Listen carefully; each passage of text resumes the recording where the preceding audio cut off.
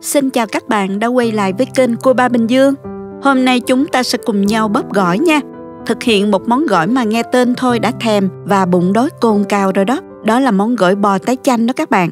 Món gỏi đơn giản, cực nhanh, chỉ với vài nguyên liệu, lại thanh mát, phù hợp với những ngày hè oi bức, cho những bữa cơm thường ngày và ngay cả những bữa tiệc họp mặt thân mật.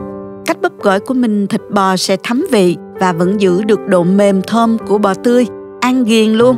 Nào mời các bạn cùng vào bếp làm với mình nhé. Chúng ta có thể xem những thành phần nguyên liệu chi tiết, hình ảnh nguyên liệu cụ thể để thực hiện món này ở cuối video, hoặc tham khảo những dụng cụ nhà bếp mình hay sử dụng bên dưới phần mô tả của video.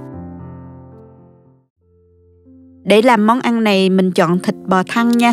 Phần thịt này nhiều nạc và mềm, rất thích hợp để ăn món tái ha. Bạn nào thích ăn giòn giòn thì có thể dùng bắp bò hoa, cũng ngon lắm nha. Thịt bò mua về, mình rửa sơ qua với muối loãng cho sạch. Sau đó dùng khăn giấy bếp thấm khô. Lưu ý là mình đừng ngâm thịt nha các bạn.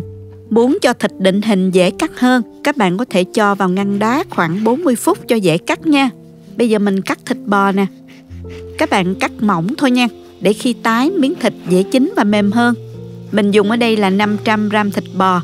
Mình dùng thịt thăn nha.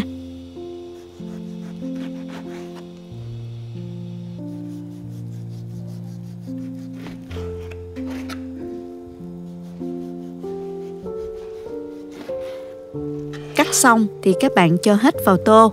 Cắt thêm 5 trái chanh cỡ vừa nha các bạn.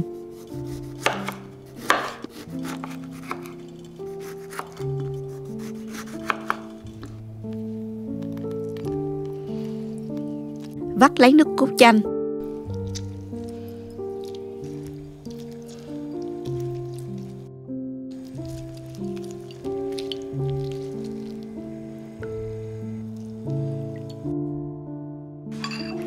Sau đó các bạn cho toàn bộ nước cốt chanh này vào thịt bò.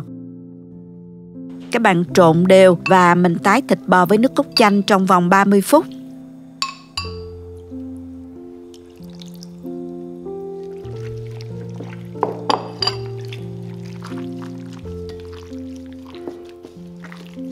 Mình bọc kín và để vào ngăn mát tủ lạnh ha. Trong lúc chờ đợi mình sẽ chuẩn bị một vài nguyên liệu để ăn kèm. Món gỏi này mình ăn kèm với hành tây nè. Mình chuẩn bị một thau nước, cho vào một muỗng cà phê đường và một muỗng canh giấm, hòa tan. Thêm một chút đá nữa.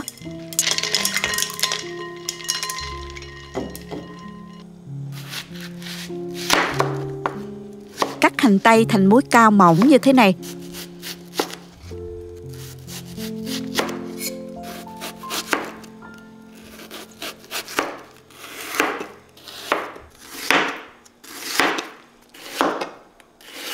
Sau đó mình cho ngay vào thau đá ngâm để giảm đi mùi hăng của hành nha các bạn.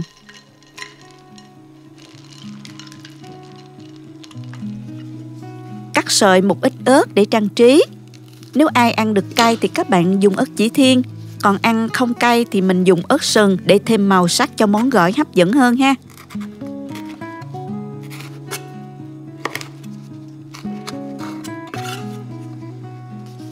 Cắt thêm một ít rau thơm như bạc hà hay húng cây để trộn gỏi nè.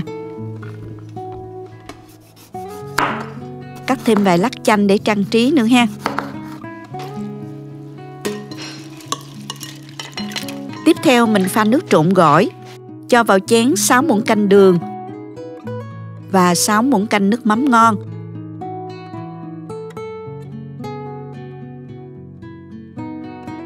Sau đó thêm 2 muỗng canh nước cốt chanh.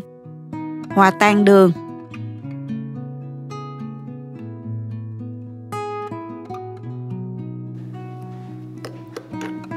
Bây giờ mình lấy thịt trong tủ lạnh ra để cho bớt lạnh, rồi mình chuẩn bị một nồi nước để trụng thịt nha.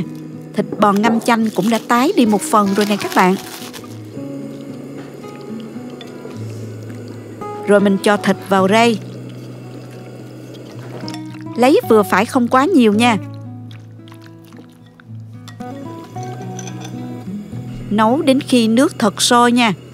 Nước thật sôi thì mình cho thịt vào trụng nè. Dùng đũa đảo cho thịt chín đều nha. Nếu thích ăn tái thì mình để khoảng 6 đến 7 giây, Còn bạn nào thích ăn vừa chín thì mình để khoảng 10 đến 12 giây ha các bạn. Cho thịt vừa trụng vào tô để lát nữa mình trộn gỏi nha. Sau đó mình đợi nước sôi lại mới cho đực thịt bò tiếp theo và mình trụng nha các bạn.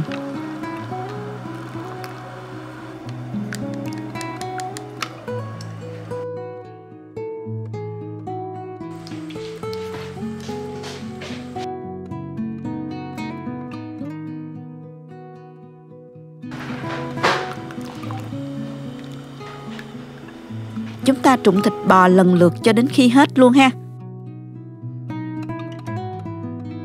Phần thịt bò đã trụng xong, mình cho 2 đến 3 muỗng canh nước mắm trụng gỏi vào. Trộn đều lên.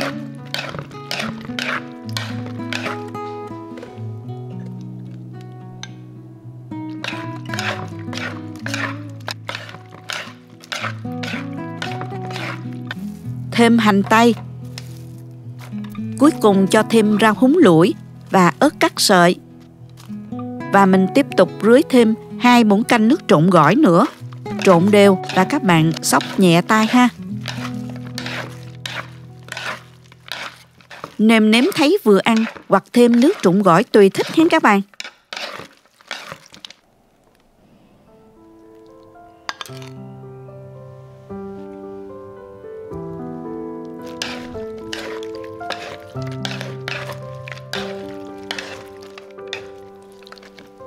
Mình trộn đều và cho ra đĩa.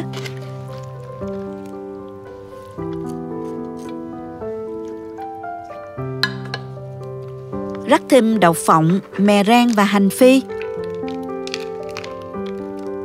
Trang trí thêm vài lát chanh nữa nè.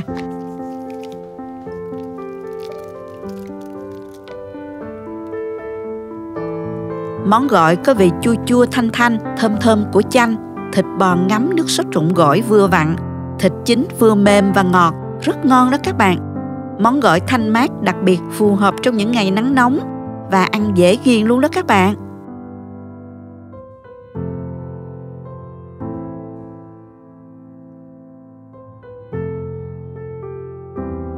Ăn kèm với bánh phồng tôm nữa nè.